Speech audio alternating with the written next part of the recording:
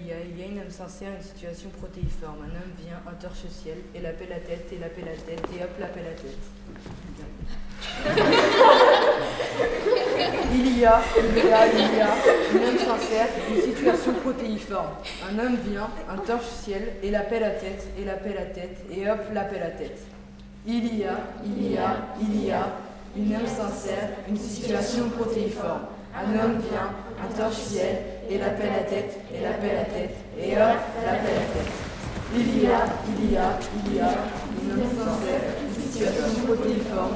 Un homme vient, un torche ciel, et l'appelle la tête, et l'appelle la tête, et hop, l'appelle la tête.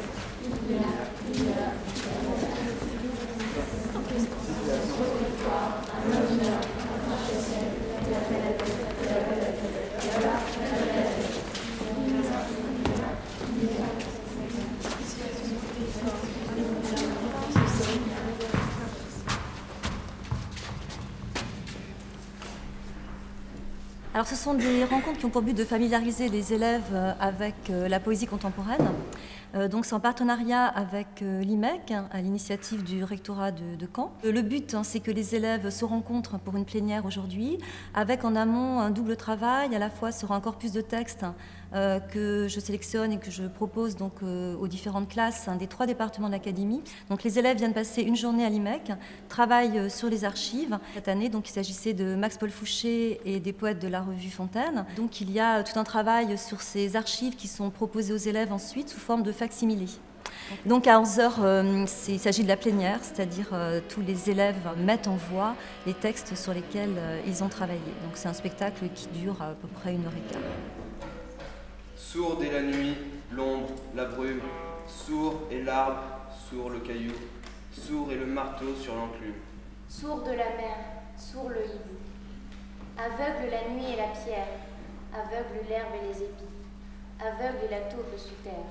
Aveugle un noyau dans le fruit, muette la nuit et la misère, muets sont les champs et la prairie, muette est la clarté de l'air. Muet le bois, le lac, le cri. Infirme est toute la nature, infirme sont bêtes et rocs, infirme est la caricature. Infirme, le fou qui débloque. Et qui voit, Qui entend, qui bat.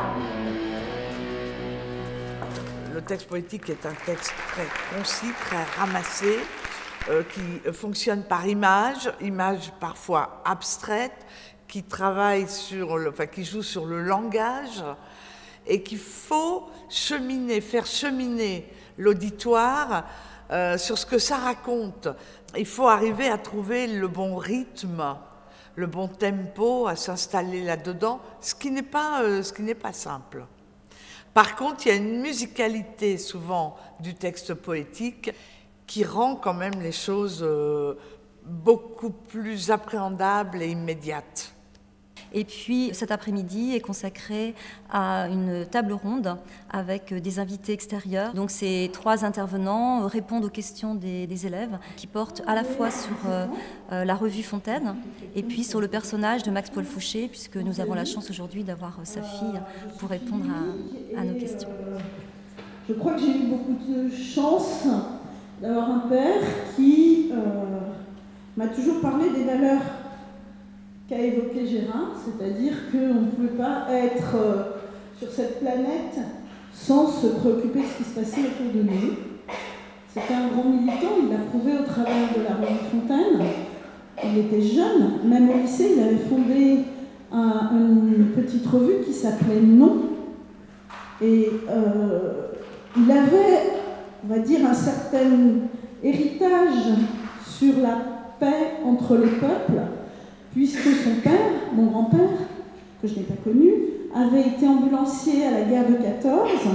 Il avait refusé d'aller au front et il a été gazé parce qu'il est allé sauver un soldat allemand en passant les lignes de barbelés. Suite à ça, donc gazé avec les poumons atteints, on l'a envoyé et toute la famille est allée en Algérie parce qu'il fallait soigner ça. Donc, réellement, ce père, mon grand-père, quand il est mort, il a fait dire à mon père, parce que mon père, comme tous les jeunes, disait « je te vengerai ». Il lui a dit non.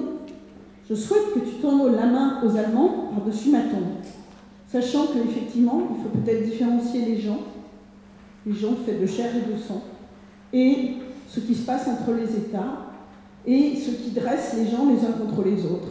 Et donc voilà, quelqu'un qui a été nourri à ces valeurs-là.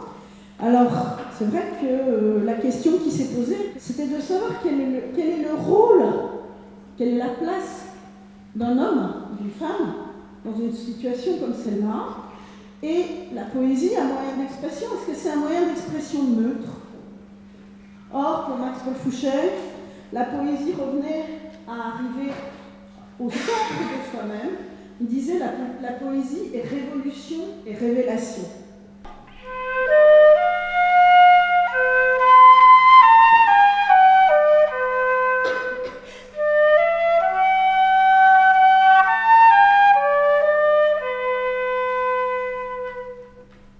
Sur la santé, revenu. Sur le risque, disparu.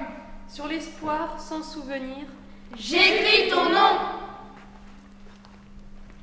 Et par le pouvoir d'un mot, Je recommence ma vie. Ma vie. je suis né pour te connaître. Pour te nommer Liberté.